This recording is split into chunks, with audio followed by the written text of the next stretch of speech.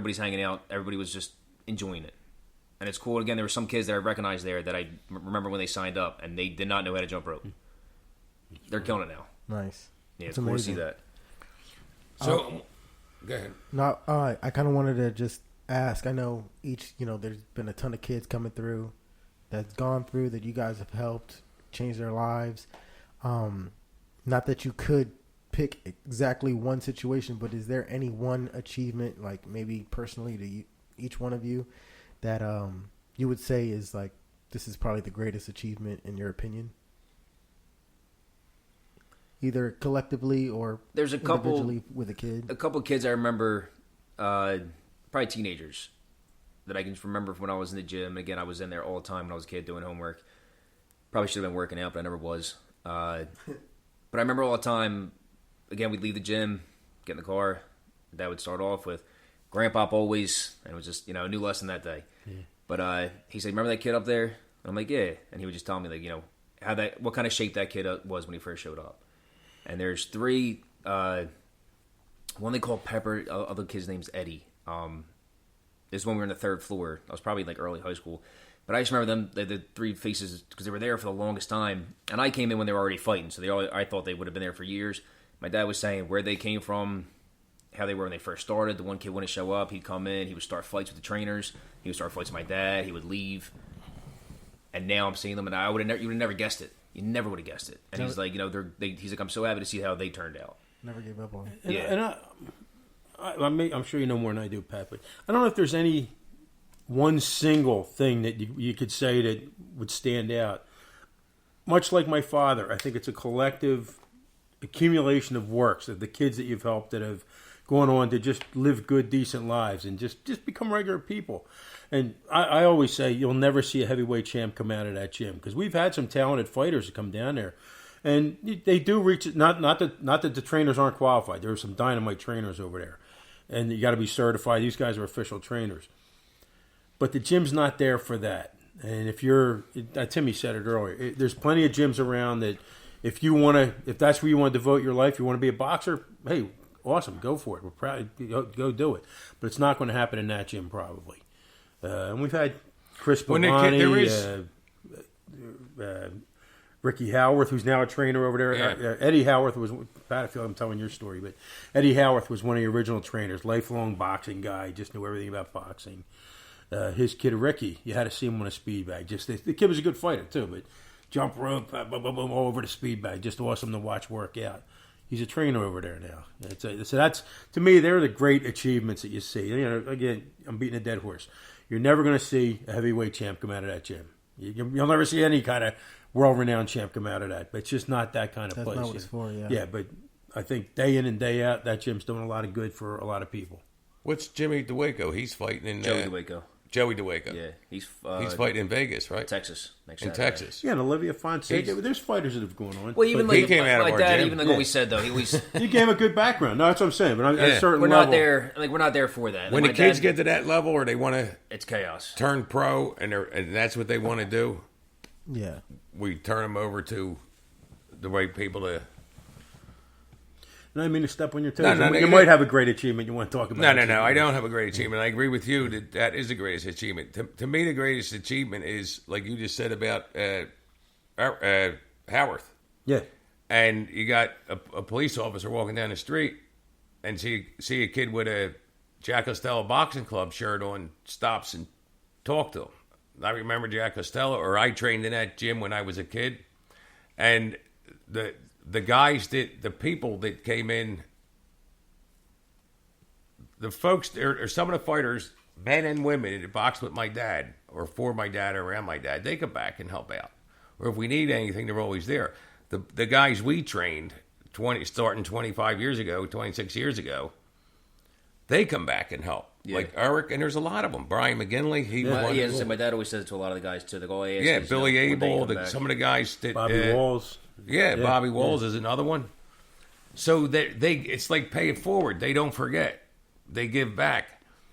And every once in a while you get to this, like putting that beef and beer together and everything you need and the equipment, like you're like, it gets to be heavy burdens every once in a while. Maybe you're having a bad day or whatever, but that's for me anyway, and I think about it. And I don't do nearly day to day. These guys do it. Timmy, Big Tim, Brian. This is, I don't know if it's an achievement or what, but there was a significant time for me anyway. I come in the gym probably the last 2 years, and this kid comes in, he's big, he's heavy, and he's scared to death. I don't know how he got there. Somebody probably told him to come over. So he's standing there, and you could tell that he wanted to do something, but he just couldn't bring himself. And he's standing against the wall. And my son, Brian, would just go over and stand next to him and talk to him.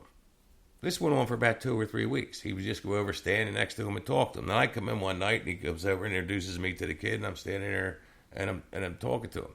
It took that kid that long to just be in the environment, watch the whole thing. I came back about 6 months later. This kid was hitting a heavy bag like he was hitting a brick wall. Yeah. I couldn't believe it was the same kid. He lost a lot of weight. Right. And he Brian just stood next to this guy. He was against the wall for like 2 or 3 weeks and talked to him. I don't know what the hell he was saying to him. Well, again, there's a lot of kids that will come in. They might just have nowhere to go, but they don't necessarily want to box, which is, you just see them kind of hanging out. And it's, go over there, you just talk to them like that. It just turns them around. If you could get a kid to feel good about himself, and I'm saying kids, these kids are anywhere from 10 years old to 25 years old. They're not all kids. They're not all kids. We had a beef and beer a couple years ago, 2 years ago, and Brian's wife, Nicole, was in the ladies' room, and there was this woman in there, and she says, Nicole says hi to her, says, how you doing? And Nicole says, who are you here with? She said, I'm here by myself.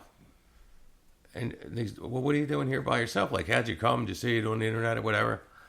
She said her husband died from an overdose of heroin 2 years prior to that. Her kid went off the rails as a result of that. She said somehow or other he ended up in this gym and he's back to himself. He's happy. He's doing good in school. And she said, I saw this event advertised and I felt that I just had to come and see what these people are doing in the gym. So you think back to the guy with the coffee in 7-Eleven. You think about that. And when that stuff happens, then it's the big picture. Yeah, then you realize it's not you're doing such a heavy load after all. Yeah. And then like I said, you see the kids that grow up in the military, they go with the fire department, police department. We help them with recommendations because after a while you really get to know the kids. And college, get them in the right, like they do in school, you point them in the right direction, or you can make a phone call for them to get the right direction. And you guys have such a big community that your reputation definitely, I mean, we had kids that applied for different jobs in different companies, different building trades, apprenticeship programs and stuff like that. They asked us for a letter of recommendation. We'll give them a letter of recommendation. If they earned it and they deserve it, we will. And we get a call. Do you know this kid? Yeah. We know him. He's a good kid. He's going to be an asset to your organization, and I would highly recommend him. And they go on. Like, I know people, we've been open 25 years or 24 years, whatever it is. They've been in 10, 15 years as a police officer, as a fireman, or a building trades carpenter. And they're doing well. I got to say one thing about Patrick's son, Brian, that he's really done for us. He put us on the internet with the Facebook page. Yeah. We never did that. So Brian's got a great Facebook page. I still don't do it. Yeah. He's got a great Facebook page, and he draws attention to the gym, but he also draws attention to other people that deserve attention. Good things that are happening. You may have heard the story about a young boxer who just died this week in a fight. Yeah, so Brian mentioned that in his Facebook. Yeah, that's one thing, but he does a great job with it, and that's all Brian. I think Megan might help out with that too. I'm not sure, but yeah, Megan does. Yeah, Megan does a lot. That's Timmy's daughter, Megan, and they're the future. Yeah, the and internet. Young Tim here. The internet's amazing. I mean, it's connecting so many people. I mean, it's how I got connected with you guys. You know, I mean, I see. Yeah, but it's past us. I hate the internet and social media. It's your world. Yeah. Even with that story with the boxer that just passed away, the one where they stopped the fight, I heard countless times that Grandpa was being that kind of a trainer. As much as, again, he did love the sport, and he fought fighters to be the best and go as far as they could. He was in that much of a trainer.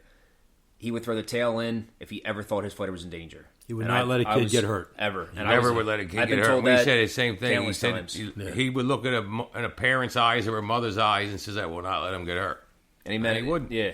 As much as he wanted his fighters to win, to go as far as they could in their career, it was not worth them getting. He'll throw the tail in. He's the trainer for a trainer for a fighter.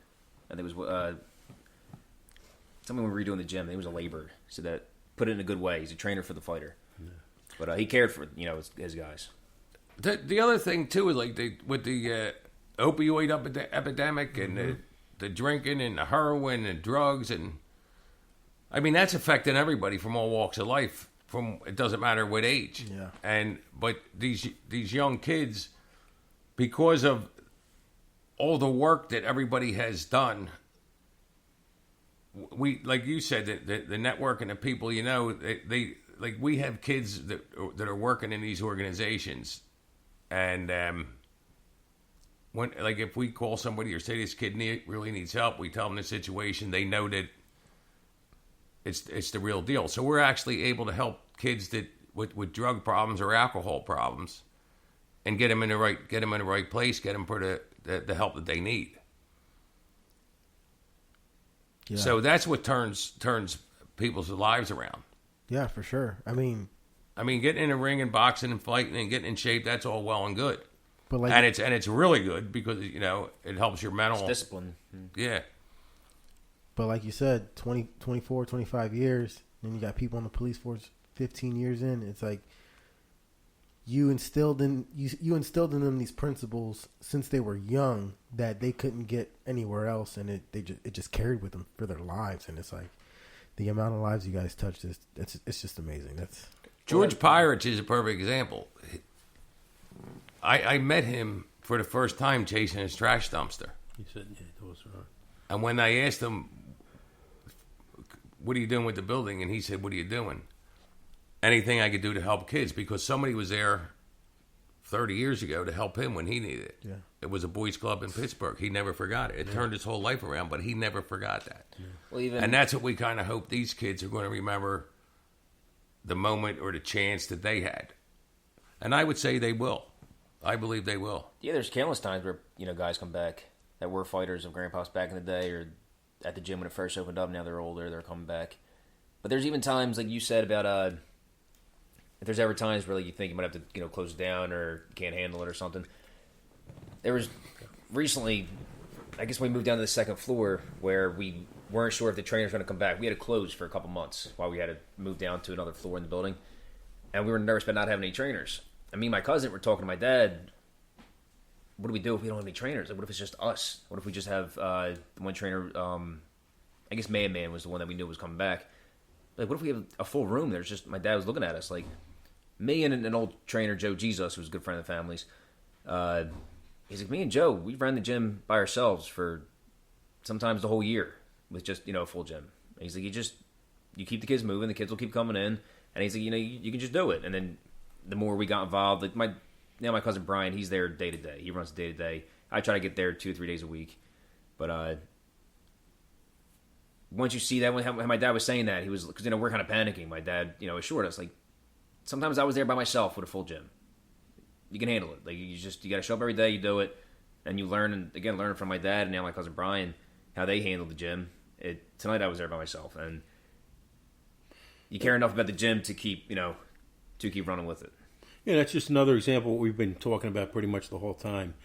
People do whatever they got to do to keep it going, and it's all out of love and care for the kids and just community service to people, and not a dime's being made. It's just being done for the good of doing good work. Just being part of something. And I think that needs to be emphasized so much that you said, not a dime is being made, because yes, 100%. So many people are so geared toward this dollar. How can I get rich quick? How can I make the fastest come up? Whose toes can I step on? Whose feet? Who can I climb over or screw over to get the most money?